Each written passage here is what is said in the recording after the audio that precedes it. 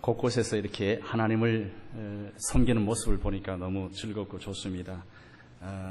생각지 못하고 있는 가운데서도 또 이곳에서도 하나님을 찬양하고 영광을 돌리니 얼마나 감사한지 모르겠습니다.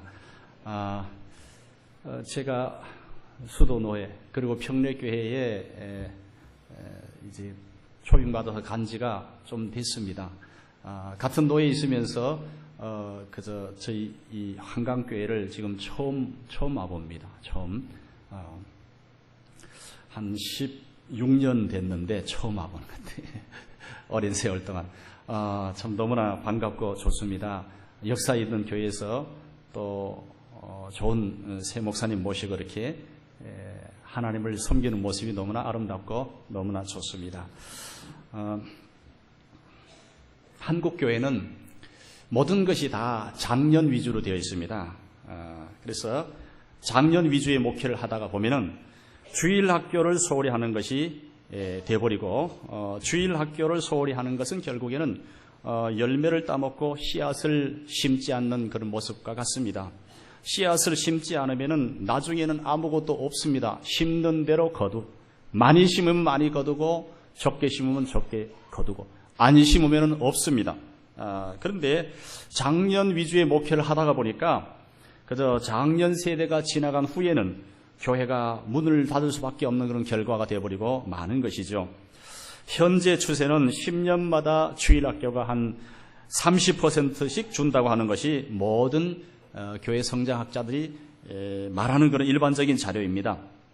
이렇게 되면은 30년 정도 지나고 나면은 한국 교회는 주일학교부터 서서히 없어져서 문제가 심각하게 된다고 하는 것입니다.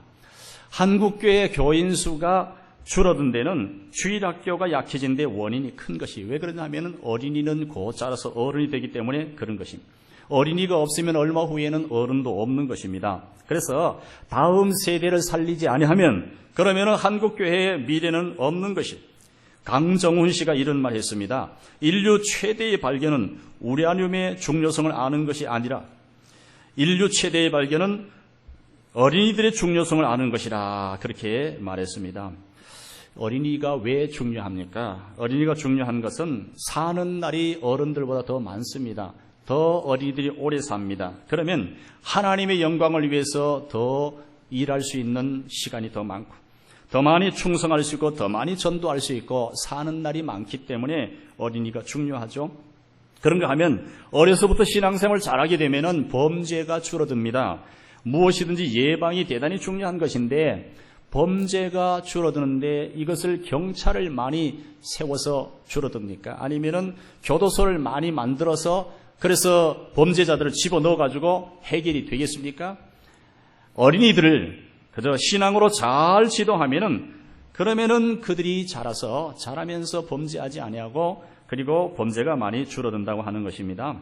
어린 영혼들은 여러모로 볼 때 대단히 중요합니다. 어린 영혼에 대해서 관심을 많이 가져야 돼요. 그리고 어떻게 하든지 간에 어린 영혼들을 주의 전도로 교회로 자꾸만 인도해야 됩니다. 어린이 전도가 대단히 중요한 것이 어린이들은 잘 받아들이고 새로운 것에 대한 호기심이 많고 그리고 배우는데 마음이 열려 있습니다.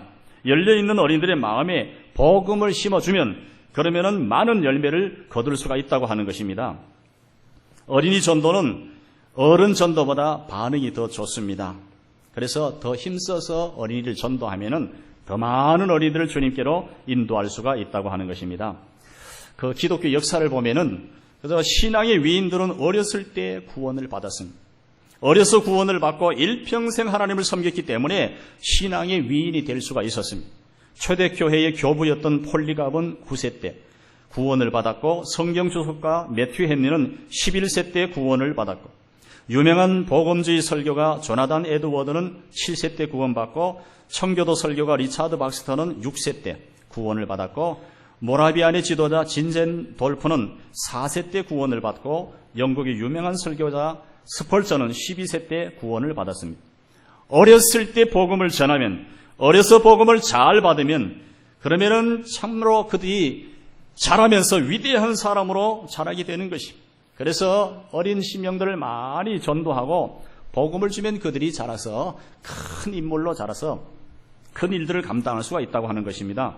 그런데 어린이 전도는 상당히 경제적입니다. 왜 그러냐 하면은 그저 적은 물질로 많은 어린이들을 인도할 수 있기 때문에 그런 것이에요.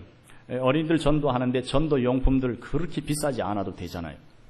어른들만큼 그렇게 비싸지 않아도 됩니다.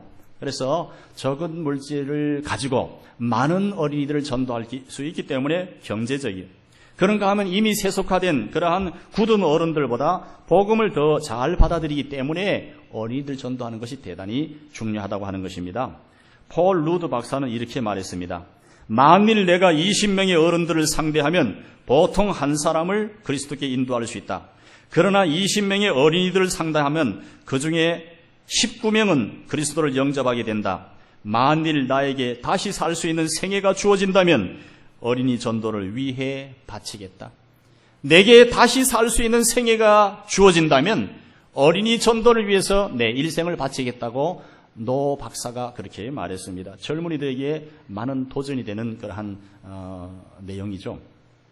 사람들은 할 수 있을 때는 안 하고 할 수 없을 때는 하려고 하는 상당히 좀 모순되고 잘못된 그런 면이 상당히 많아요. 젊어서 자녀를 많이 가지라 그러면은 원시인같이 왜 자녀를 많이 가지라 그러냐고, 그저 한둘이면 족하지 왜 자녀를 많이 낳으라고 그러냐고, 연세 드신 분들이 종종 그런 얘기하면은 반응이 그렇습니다. 그러다가 나이가 조금 들어가지고 이제 아기를 낳을 수 없는 때가 되면은 그 젊었을 때 아기를 좀 더 가졌어야 되는데 그런 생각을 하게 돼요. 제가 바로 그렇습니다. 그래서 지나가고 나니까 지금은 벌써 우리 사모가 아기를 더 낳을 수가 없거든요. 그런데 지금 생각에는 내가 만일 한 20년이고 얼마고 좀 더 젊어가지고 아기를 많이 낳을 수 있는 그런 그것도 어떻게 보면 능력이죠. 그런 능력이 있으면은 주시는 대로 낳겠다. 지금 심정은 그래요. 그때는 몰랐어요. 참 사람이 희한한 거예요.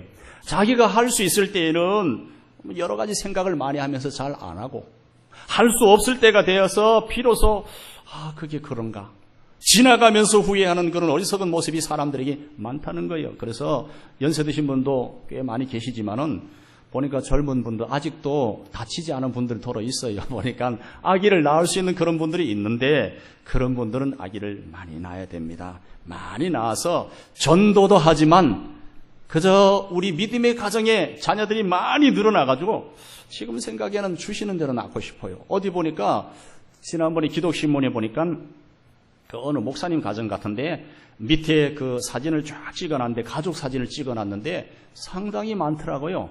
아들 5, 딸 8명. 이야, 이게 뭐 요즘 시대에 한참 봤어요. 그랬더니 뭐 어린애 아기들도 있고 뭐 줄줄이 그냥 많더라고요. 이야, 이게 무슨 사진인가 가만히 봤더니 한 가족 사진이에요. 아들 5에 딸이 8명이더라니까요. 이야, 그래서 야 대단하다. 뭐 그런 생각을 하고 한참 생각을 많이 했습니다. 근데 그 시절에는 그 생각이 잘 안 들어요. 조금 지나고 나니까 나도 기회가 주어지면 많이 나올. 근데 사실은 어떻게 보면은 그냥 낳기 싫어서 안 낳은 것이 아니고 아들 하나밖에 없습니다. 아들 하나밖에 없는데 그 아들도 하나 낳는데 얼마나 그냥 산모도 위험하고 아들도 위험하고 둘 다 어떻게 될지 모르겠습니다. 이야, 이게 의사들은 원래 겁주는 말 잘하지만 그래도 아주 상당히 그 마음이 좀 답답하더라고요. 그런 가운데 직장 생활도 하고 여러 가지 여건이 있어서 결국에는 아들 하나밖에 낳지를 않았지만은 그러나 그것이 무슨 핑계가 될런지 지금 생각이라면은 그런 상황이라 할지라도 더 나았을 것 같아요. 이상하다니까요. 그러니까 여러분들 명심해서 자녀들 많이 가지세요. 자녀들 많이 가져서 많은 믿음의 가정에 자녀들이 신앙생활 잘해서 잘 자랄 수 있도록 그렇게 만들어야 되는 것입니다. 그것이 하나님이 원하시는 것이고 기뻐하시는 것이, 믿지 않는 사람들을 지금 잘 안 낳잖아요. 아기를. 믿는 사람들 많이 낳으면은 세월이 지나면 자연히 믿음의 사람들이 많아지게 돼 있어요. 이거는 확실한 사실입니다. 그래서 그런 것을 웃어 넘기지만 말고 자녀들을 많이 낳아서 그저 믿음으로 잘 키워야 돼. 그것도 대단히 큰 것입니다. 이제 우리는 어린이를 위해서 신앙의 열정을 가져야 되는데 먼저 가정에서 자녀 신앙 교육을 잘해야 됩니다. 일반 교육은 학교와 학원에 맡기고 신앙 교육은 교회에 맡기고 그리고 나서 부모의 의무를 다한 것으로 생각하는 사람이 참 많습니다. 너 학교 가서 공부 잘해? 그리고 또 선생님 말씀 잘 들어? 그리고는 또 하교하고 나면은 학원 잘 다니고 다. 그래서 일반 세상 교육은 다 그런 데다가 맡기고 신앙 교육은 교회 잘 다녀야 돼. 너 주일날 일찍 일어나고 잘하고 다 교회에다 맡기고 그리고 부모는 의무를 다한 것으로 그렇게 잘못 생각합니다. 그저 사랑하는 가족이 헤어져서 기러기 아빠로 지내면서도 내 자식이 공부 잘하기를 원하는 것이 한국 사람이고 그리고 한국 부모들이 세계적으로 교육열이 최고인 것은 아무도 의심하지 않습니다. 그런데 어떻게 자식 교육을 남의 손에다가 다 맡겨버리고 신앙인이라고 하면서도 가정예배도 드리지 않으면서 아주 모순된 그러한 모습으로 살고 있는 것이 너무나 잘못된 신기한 그러한 모습입니다. 최고의 교육은 가정에서 이루어져야 되는 것입니다.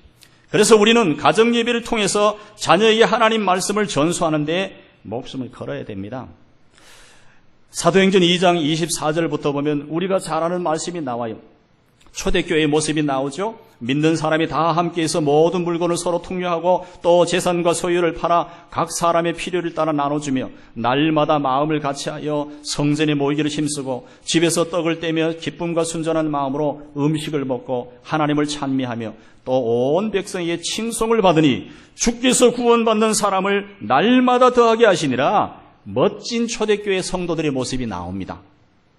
그래서 하나님을 찬미하고 온 백성이 칭송받고 구원받는 사람이 날마다 더하고 아주 멋진 초대교회의 모습이 나오는데 지금 초대교회 어디 있습니까?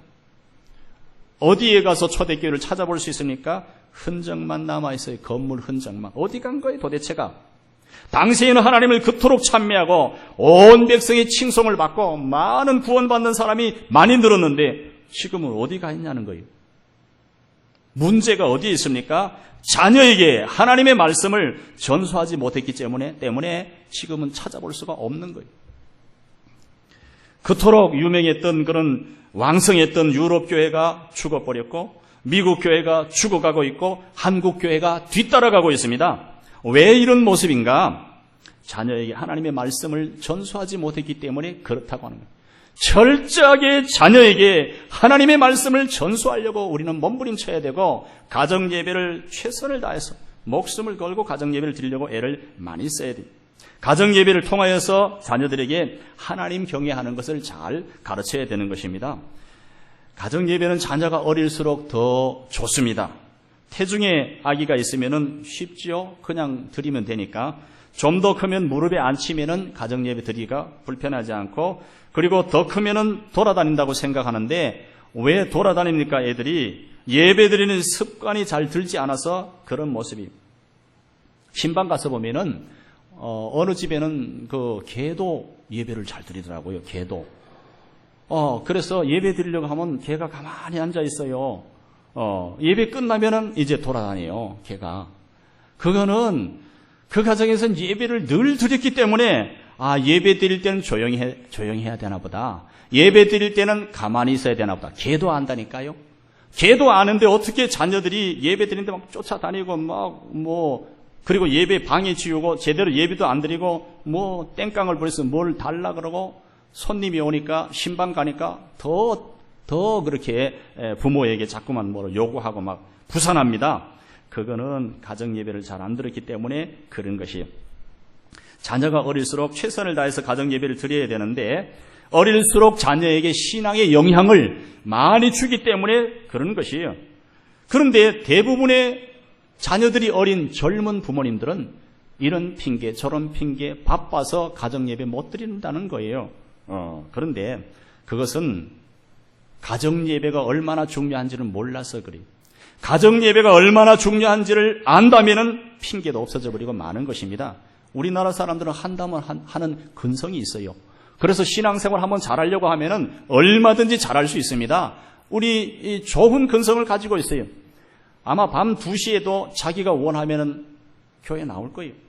자기가 뭘 하고 싶으면은 잠이 안 올 거예요.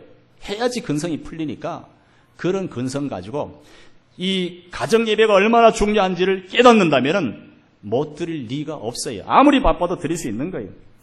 이미 자녀들이 다 자랐으면은 둘이서라도 가정 예배를 드려야 됩니다. 부부가. 둘이서라도 드리기 힘들면은 혼자서라도 가정 예배를 드려야 돼요. 도대체 혼자서 무슨 가정 예배를 드리는가? 가정 예배에 일반적인 순서가 있잖아요.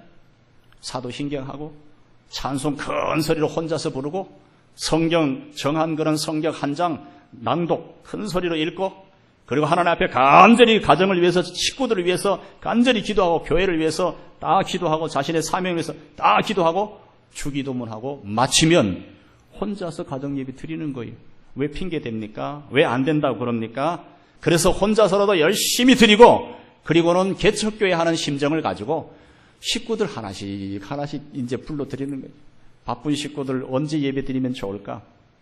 이래가지고 식구들 하나씩 이렇게 늘려가지고 가정 예배를 잘 드리면 얼마나 아름답겠습니까?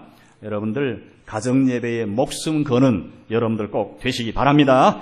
왜 가정 예배에 목숨을 건다 그래요? 별거 아닌데 도전해 보세요. 얼마나 힘드는지. 못 드려요 가정 예배. 뭐 이런 일 저런 일 바쁘고 뭐 부산하고 이렇게 저렇게 일주일에 한 번 가정 예배 드리는 것도 너무 힘드는데 어떻게 매일 드릴 수 있는가? 목숨 걸지 않으면 어려운 일이 힘든 일입니다. 주님의 일이나 하나님이 기뻐하시는 그런 일을 하려고 하면은 이 발전적인 생산적인 좋은 그런 일들을 하려고 하면은 일이 쉬운 게 아닙니다. 그래서 결단을 하고 최선을 다해서 그렇게 해야 되는 것입니다. 한국교회 모든 성도님들이 가정에서 가정 예배를 드리는 그날이 오면은 한국교회는 다시 왕성하게 부흥할 것입니다. 그리고 성도들은 감동적인 삶을 살 것이고 하나님 나라는 넓어져 갈 것입니다. 저는 그것을 확신해요. 그래서 가정 예배를 잘 드리고 자자손손 대대로 가정 예배를 물려줘서 너희들은 어떤 일이 있어도 가정 예배는 안 드리면 안 된다. 가정 예배 꼭 드려. 너희들이 부모가 돼서도 가정 예배 드리고 또 너희들이 할아버지 할머니가 돼서도 여전히 자녀손들 다 가정 예배 드리도록 이렇게 해서 가정에서 예배 드리는 것을 우리는 붙들어야 되고 그것을 잘 해야 돼. 그러면 한국교회는 죽지 않고 영원할 것입니다. 유럽교회가 죽었다 해도 미국교회가 죽어가고 있다 해도 한국교회가 따라가고 있다고 해도 한국교회가 모든 성도님들이 가정에서 가정 예배를 철저하게 드리면 그런 새로운 바람이 일어나면 이게 새로운 바람이라고 하는 것은 너무나 안 드리기 때문에 너무 안 하기 때문에 새로운 이런 바람이 다 불어서 너도 나도 우리도 가정 예배를 드려야 된다. 이런 분위기 조성하고 가정 예배가 살아나면 한국교회는 영원할 것이에요. 우리는 그런 것을 알아보면서 가정 예배부터 회복해야 돼요. 우리의 부모님들이 자녀 신앙교육 잘해야 되고 그리고 자녀들에게 육신의 음식을 먹는 것처럼 영의 양식 하나님의 말씀을 먹도록 성경 읽는 습관을 길러줘야 되는 것입니다. 보통 해서는 안 되는 거예요. 오늘 성경 읽지 않으면 내일 식사를 못한다. 오늘 성경 읽지 않으면 너희들 내일 식사 없다.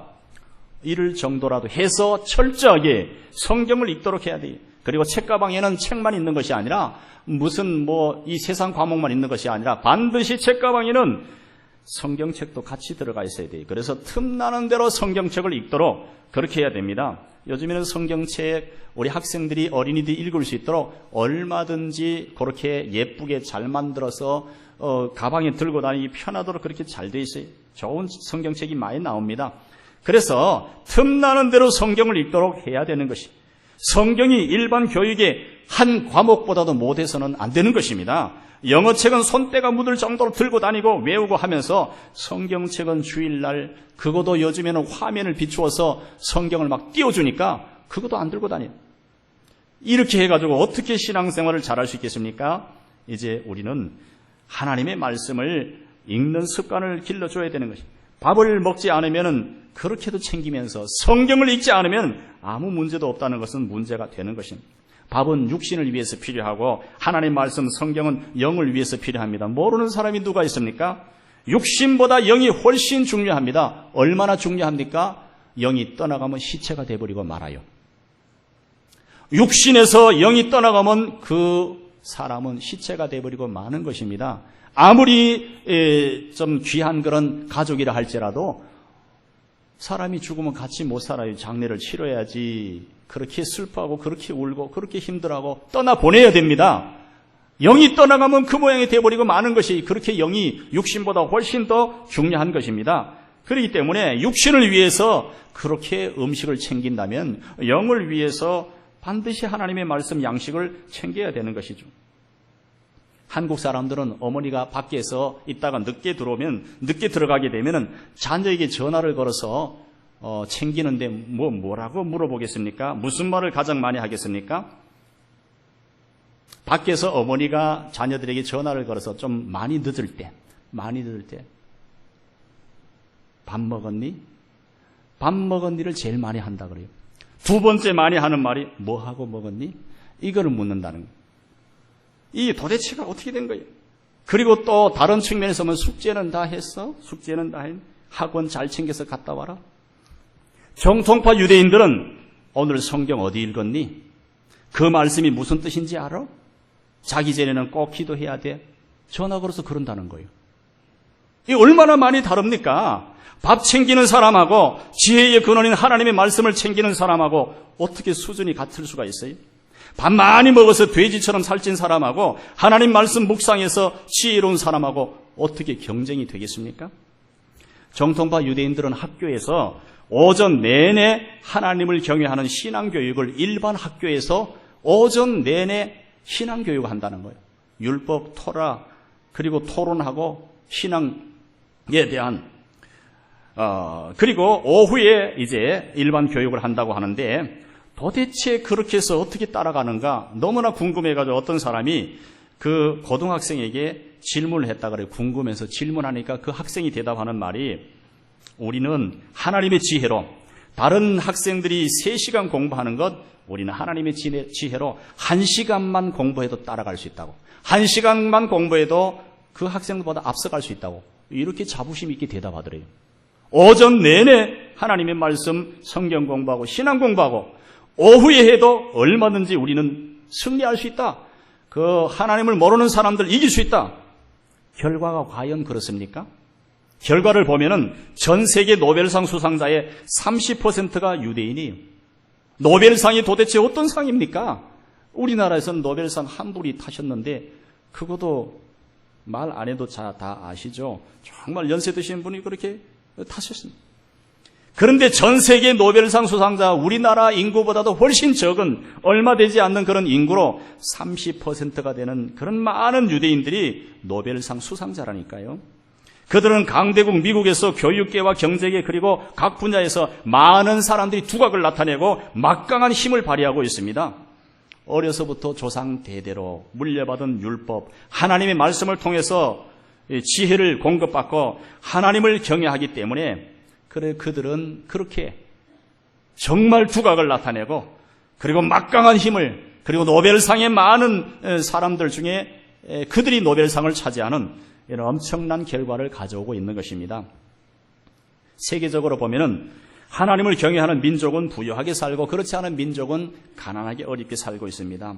여러분들 자녀를 위하여서 어떻게 교육하고 있어요? 어떻게 이 민족의 장래를 위하여서 대한 학교를 찾고 어디 좋은 학교 있는가 강남을 찾고 어디 좋은 잘 가르치는 그런 선생님이 있는가 좋은 학원을 찾고 있고 막 그렇게 하고 있는데 이제 우리는 어리석게 그렇게 기러기 아빠가 되고 그렇게 하지 말고 자녀들에게 하나님의 말씀을 전수하는 하나님의 말씀은 자녀들에게 전수하려고 애를 많이 써야 되는 거죠.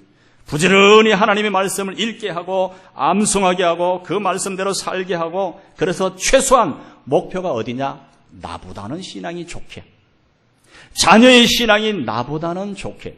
그게 1차 목표예요. 우리는 그러잖아요. 너무 못 살아가지고 너무 어렵게 살아서 저도 어렸을 때에 그저 동생들 밥 먹는 거 밥 남기면 먹으려고 쳐다봤어요. 밥도 못 먹어서. 그렇게 배고프게 살았어요. 자랐어요. 그랬는데 우리가 생각을 많이 해봐야 되는 것입니다. 도대체 우리가 어떻게 해야 되는 거예요? 어떻게? 그래서 부지런히 최소한 그래서 우리 자녀들을 생각할 때 그렇게 살면서 배고프게 살고 힘들게 살고 어렵게 살고 그러면서 내 자녀들은 고생하지 않고 살았으면 좋겠다. 부유하게 살았으면 좋겠다. 내가 내 고생한 거로 족하다. 내 고생한 것으로 족하고 경제적으로 좀 부유하게.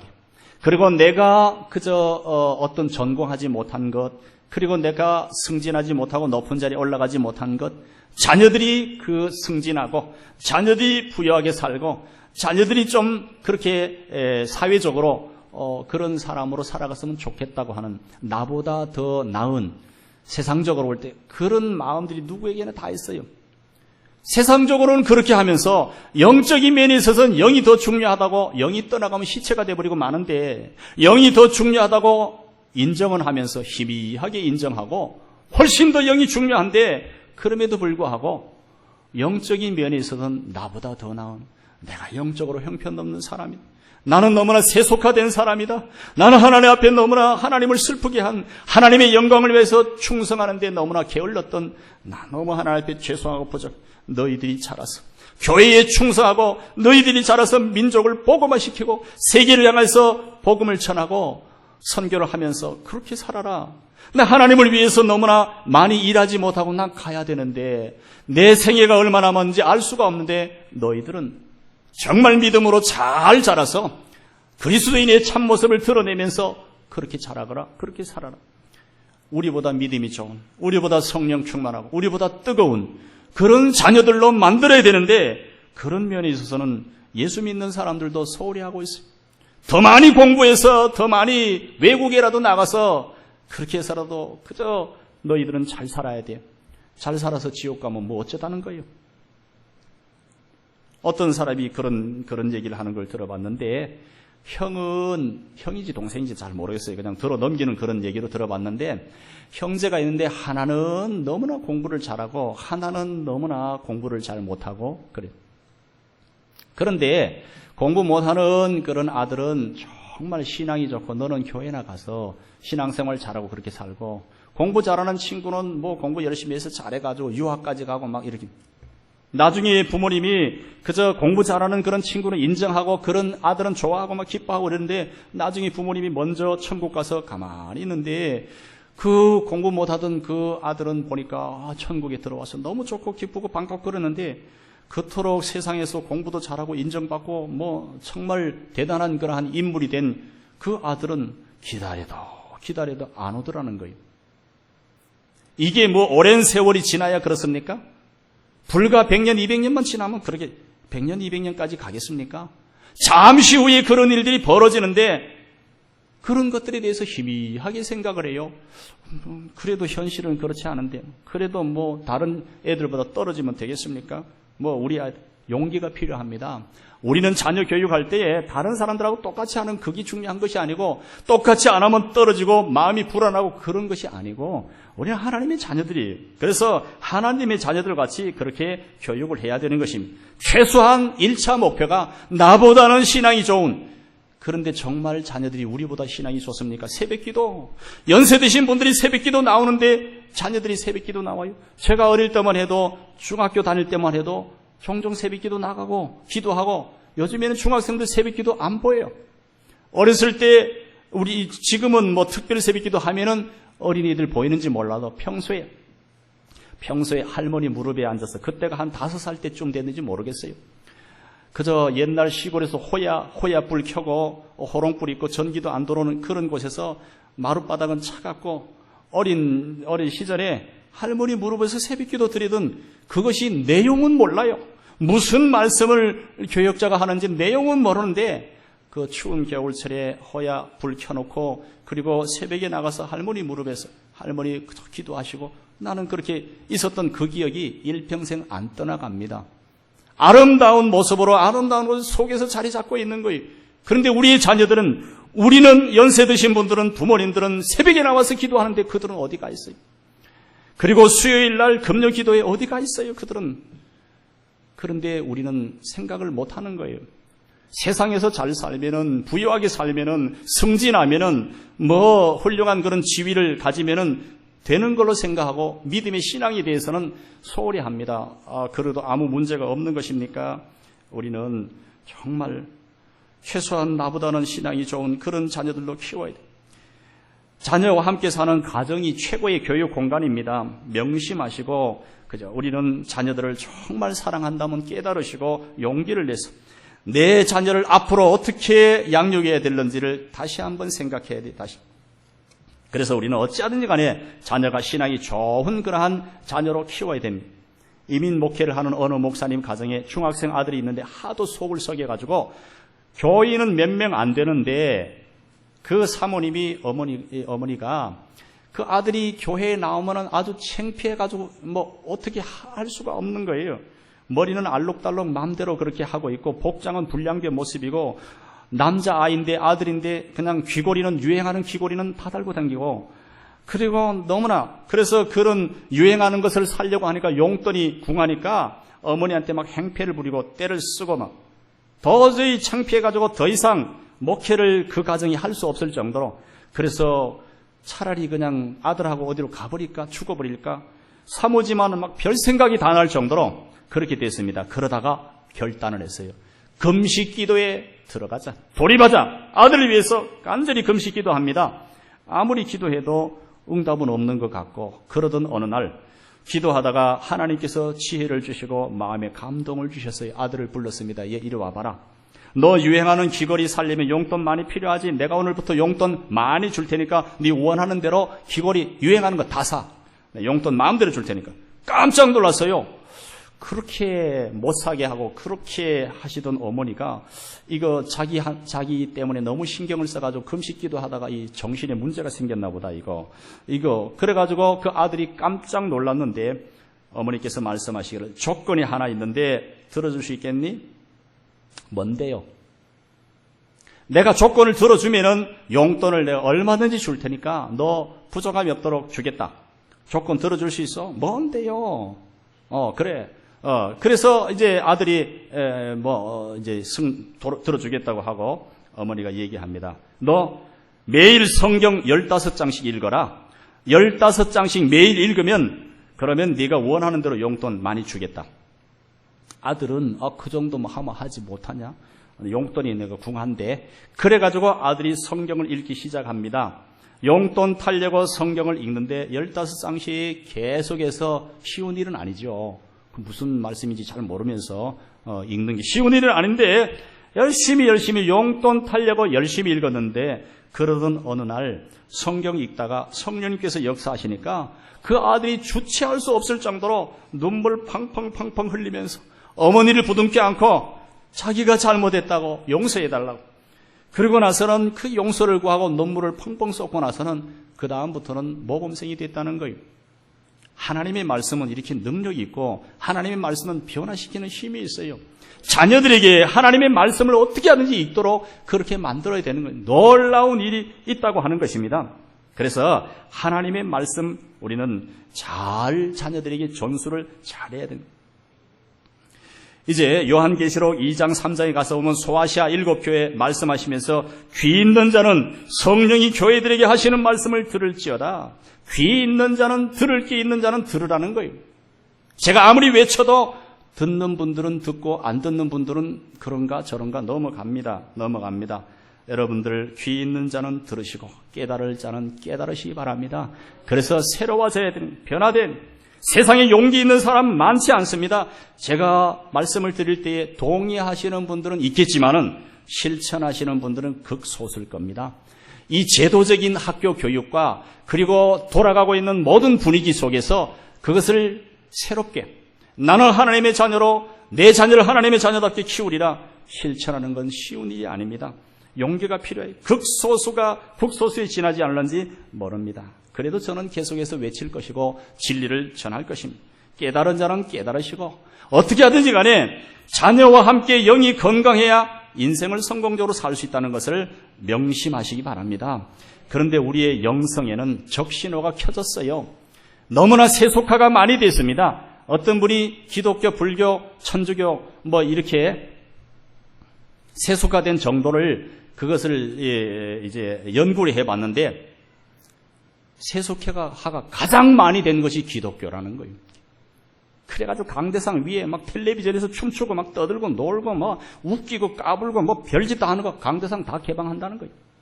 그래가지고 도대체가 저것이 유행가인지 CCM인지 뭔지 도대체 찬송가인지 뭔지 모르게. 오래전에 저희 교회에서 얼마나 됐을까요? 교회 짓기 전에, 교육관도 짓기 전에 한 10년은 된 것 같으네요. 10년은 된 것 같은데 뭐 지금도 그 사람들이 있는지 모르겠는데 그때 당시에 러브 아주 한 20살 간 넘은 여자애들이 아주 뭐 요즘 말로 하면 S라인 잘생겨서 아주 그냥 뭐 예쁘게 생기고 그런데 뭐 걔네들이 무슨 뭐 CCM 가수라나 뭐 저는 찬송가는 좋아하지만 그거 찬송가 유행가인지 경계선에 있는 거는 아주 그거 아주 좀 별로 그렇게 좋아하지 않습니다. 그런데 그런 애들을 청하면은 뭐 중등부 고등부 학생들이 좋아한다 그러니까 그것을 마음에는 별로 흡족하지 않은데 또 우리 교사들이나 뭐 하려고 하는 거 막는 것 같아서 그래서 토요일인데 허락했어요. 잠깐 한번 봤더니 그때 당시에 그 긴 우리 교회는 우사를 개조해가지고 이렇게 그냥 지냈던 그런 교회입니다. 그런데 그 앞에 그런 아주 예쁘장한 여자애들이 뭐 춤도 추고 뭐 어떻게 하면서 노래를 부르고 막 그런데 이것도 학생들은 많이 모였더라고요. 야, 이게 뭐야? 마음이 불편한 거예요. 그 토요일 날 밤 11시 반에 그 본당 그 자리에서 불이 났어요. 화재가 나가지고 밤 11시 반에 불이 나니 어떻게 되겠어요? 그냥 막 이 밖으로 나중에 안 되니까 그 창문들을 막 깨서 그 안에 있는 연기도 불기도 막 빼내야 되니까 창문 막 깨는데 막 불이 확 밖으로 나오는 거예요, 본당이. 이야, 그래가지고 저는 주님, 그 본당이 불타는 것을 바라보는 목회자의 심정은 어때 하겠어요? 그래가지고 막 야단이 난 거예요. 밤 11시 반에 그 다음날 주일인데 불이 나가지고 그래가지고 어느 장로님 막 급한 장로님은 그 불이 나니까 전기가 다 꺼져버리는 거예요. 깜깜한 거예요. 안에 사람이 있는지 없는지도 모르겠어요. 캄캄하고 공간이 한 이 정도는 되죠. 이 정도 되는데 막 이게 도대체가 근데 막 거기를 연기가 꽉 찼는데 메인이 꽉 찼는데 뛰어 들어가더라니까요. 저 장로님 저렇게 하다가 저 잘못하면은 질식하면 어떡하나? 막 그냥 정신이 하나도 없었어요. 그랬는데 마침 인명피해는 없었고, 그리고 교회가 그 정도 탈 정도 되면은 옛날 천정은 그 베니어판, 네모난 베니어판에다가 이렇게 나무들 이렇게 돼가지고 하나씩 끼워 놓은 그런 천정이에요. 옛날 분들 아마 아실 거예요. 그런 천정이 그 천정 안에는 새들이 집을 지어가지고 처마 끝으로 들어가가지고 거기 아마 그 폭작폭작한 그런 새들이 갖다 놓은 그런 것들 많이 있을 거예요. 그거 불 붙으면요 폭삭 다 날아가 버리면 금방 불 붙어 버립니다. 그럼 아무것도 아닌데 베니어판 하나인데. 근데 이 불자동차 와서 다 끄고 나서 그 다음 날 보니까 신기해요. 불이 밖으로 막 나왔는데 천정은 끄떡없고 전자오르간도 물 들어가면 문제가 되는데 그냥 그 소방호스가 얼마나 셉니까? 막 뿌리는데 전자오르간에는 물이 안 들어갔어요, 이상하게. 그래서 한쪽에만 그을렸어요. 지금도 교육관에 그 전자오르간이 있어요. 그것도 그냥 계속 썼어요. 작년까지 썼으니까. 계속 쓰고 그렇게 하고 의자도 그런 대로 괜찮고 그런데 막 수라장이 되었으니까 예배는 그 다음 날인데 못 드릴 것 같아요. 교육관에서 드리던 그런 적이 있습니다. 그러면서 제가 생각을 많이 했습니다. 그 하나님께서 하신 일인데, 허락하신 일인데, 교회를 건축하려고 하니까 옛날 교회에 대한 정이 많았어요. 교인들이.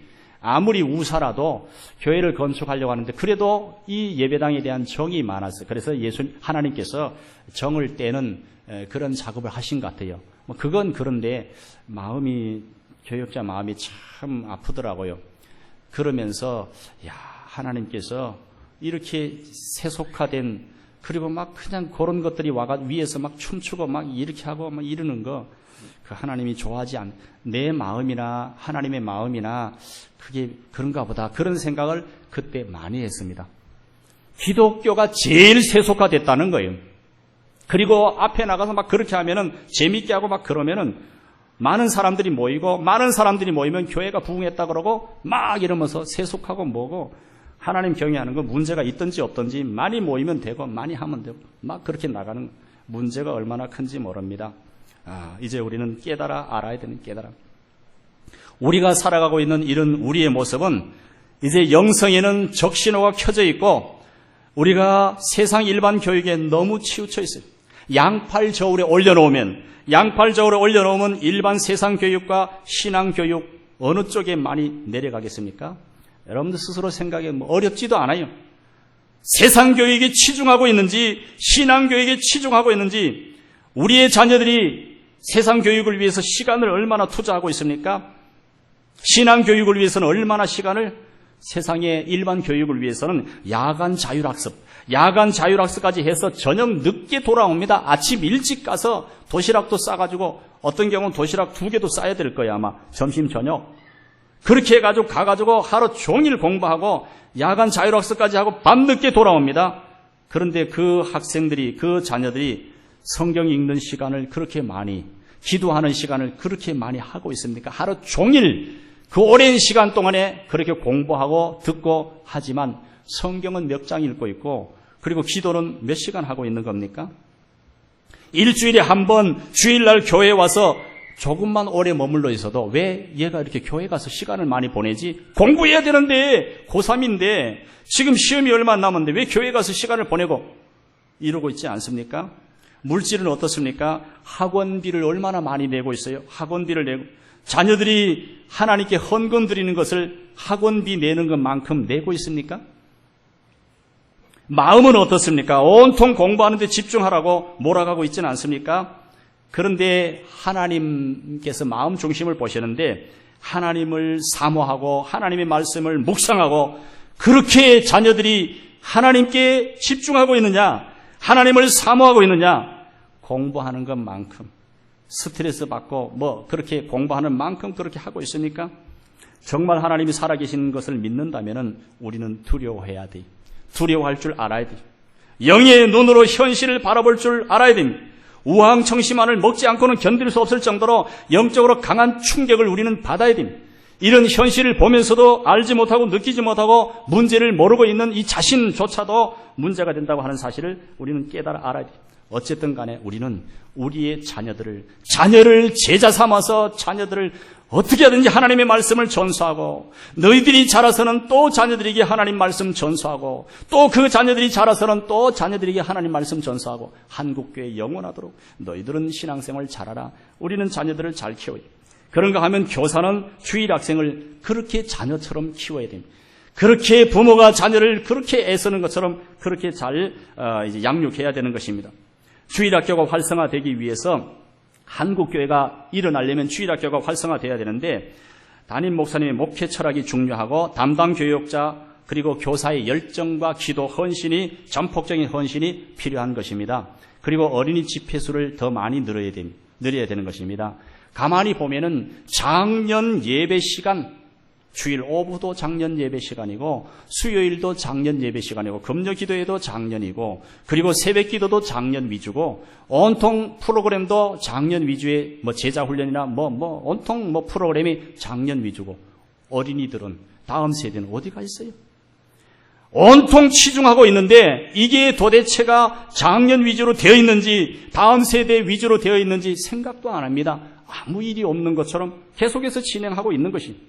이것이 우리는 잘못된 것을 깨달아 알아야 되고 작년 위주로 편중되어 있는 이 현실을 이제는 그저 어린이 위주로 다음 세대 위주로 예배도 더 많이 드리고 다 막 이렇게 해가지고 어린이 위주로 그렇게 가도록 1차 목표는 작년들이 예배 드리는 만큼 다음 세대도 드리도록 그리고 2차 목표는 능가하도록 작년들이 모이는 것보다 작년들이 성경 공부하는 것보다 더 여러 번 더 많이 저는 한국교회 부흥의 원동력이 새벽기도에 있다고 봐요. 새벽마다 모여가지고 기도하는 그런데 다음 세대 어린이들은 새벽에 기도하기 어렵더라고요. 늦게 자니까 어려운 거예요. 그러다가 생각하고 고민한 것이 저녁 5시.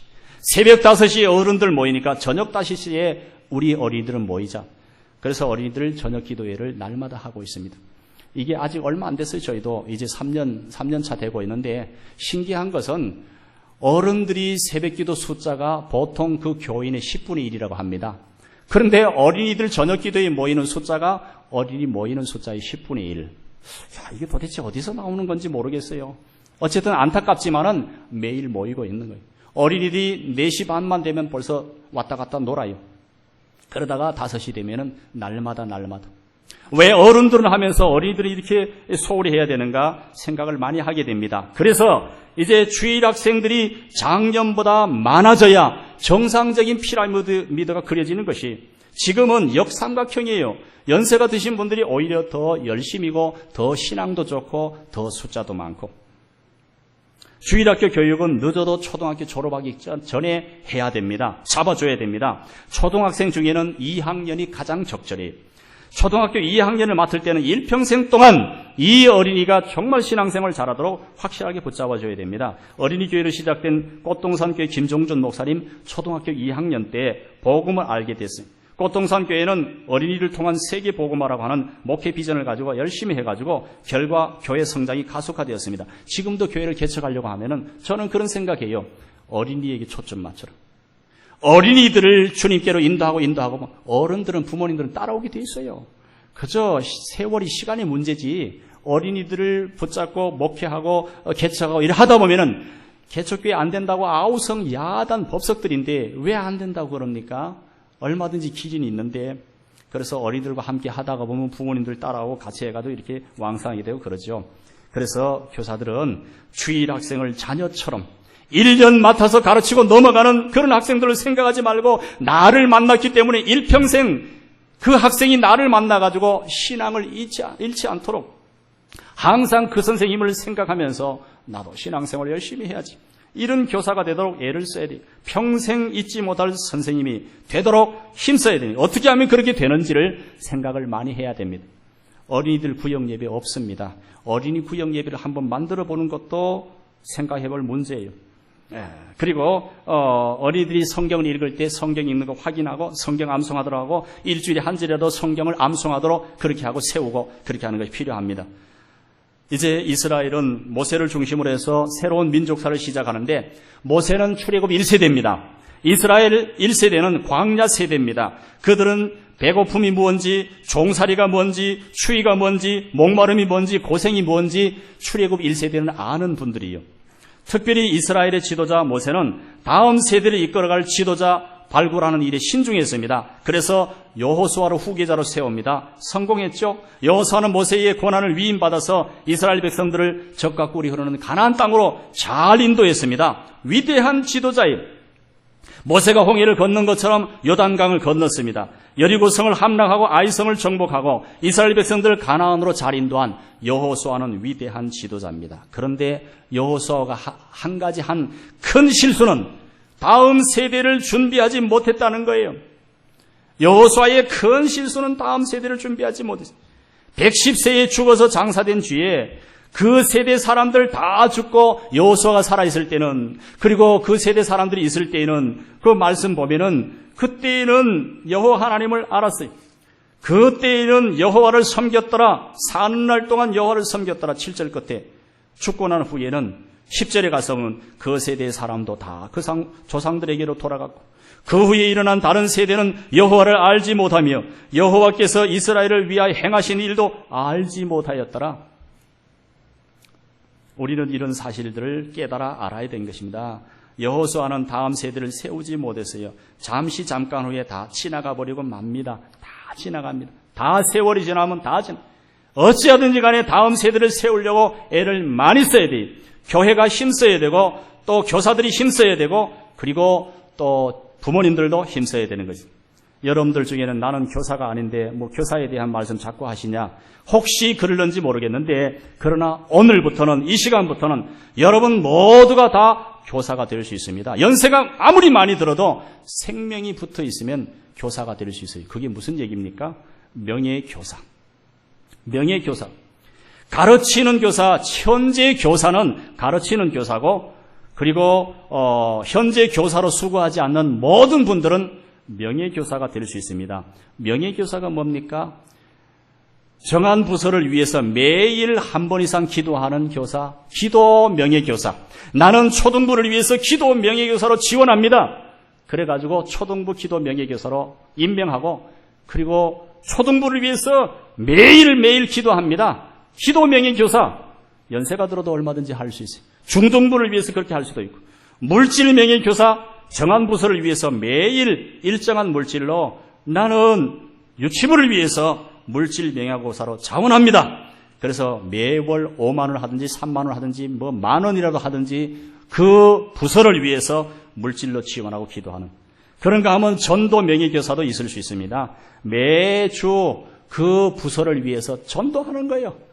그저 교사만 전도하는 것이 아니라 그 사람이 명예교사로 자원해가지고 날마다 나가서 그 부서를 위해서 전도하는 것입니다. 사랑하는 여러분들, 얼마든지 전 교인들이 다 교사가 될 수 있어요. 다 명예교사가 되어서 어쨌든 간에 다음 세대를 살려야 됩니다. 다음 세대를 살리는데 가르치는 교사만 가지고 될 수가 있겠습니까?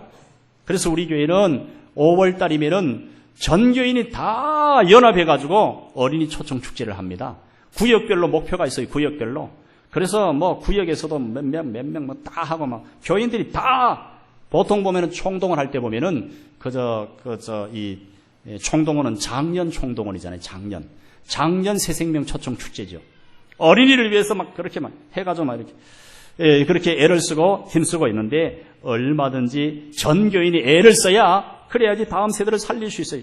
다음 세대의 부흥 없이 교회의 부흥은 없습니다. 70년대, 80년대 한국교회가 부흥한 이유가 뭡니까? 90년대, 특별히 1995년을 기점으로 내리막길.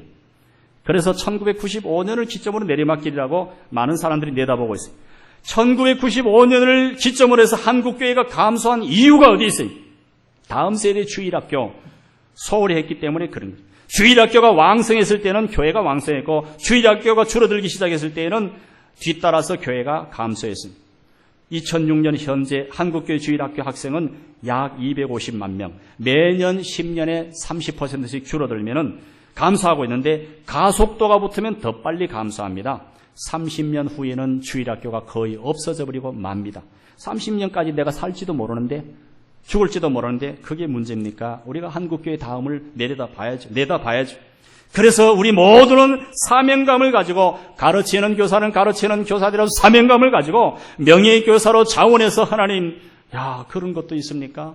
기도하면서 기도 명예교사, 물질 명예교사, 전도 명예교사 다 같이 분연히 일어나서 우리 교회를 살려야 됩니다. 이 교회를 살릴 때, 우리가 한 교회를 살리면 이것이 퍼져나가서 한국교회가 살게 되고, 그리고 다음 세대가 살게 되면 한국교회는 다시 부흥할 수 있는 것입니다. 지금 내리막길인데 내리막길을 바로 잡는 것은 보통 힘든 일이 아닙니다. 정말 어려운 일이에요. 교회마다 이런 각성을 하고, 그리고 얼마나 문제가 큰가 하는 것을 우리 자녀들이 보면서, 자녀들이 도대체 구원의 확신이 있는지 없는지 모르지만 심각성도 모르고 공부나 열심히 하면 되는 줄로 알고, 그러면서 자녀들을 키우고 있고, 또 학생들 가르칠 때는 주일날 30분도 제대로 되는지 안 되는지 분반 공부 시간에 떠들어가지고 시끄러워서 분반 공부실도 없고, 이렇게 하면서 교회에다가 맡기고 학교에다 맡기고 자녀들 다 맡겨놓고 문제가 없습니까? 이제 우리 모두 경성하고 깨달아서 하나님 앞에 기도하고 다 같이 교사가 되어서, 명예교사가 되어서 다음 세대를 세워야 됩니다. 다음 세대를 일으켜야 됩니다. 그래서 여러분들 연세 많이 드신 분들이 계시지만은 노 박사가 그랬잖아요. 내가 생명이 다시 주어진다면, 내가 다시 태어난다면 어린이 전도를 위해서 일평생 살겠다고 하는 그 노 박사의 말을 우리는 잊어서는 안 됩니다. 연세가 들었든 젊든지 간에 다음 세대를 잊지 마시고 사명감 가지고 잘 세우시고, 그로 인하여서 여러분 교회도 살고 한국 교회가 다시 부흥하는 그런 일들의 앞장서는 귀한 여러분들 꼭 되시기를 예수님 이름으로 축원합니다.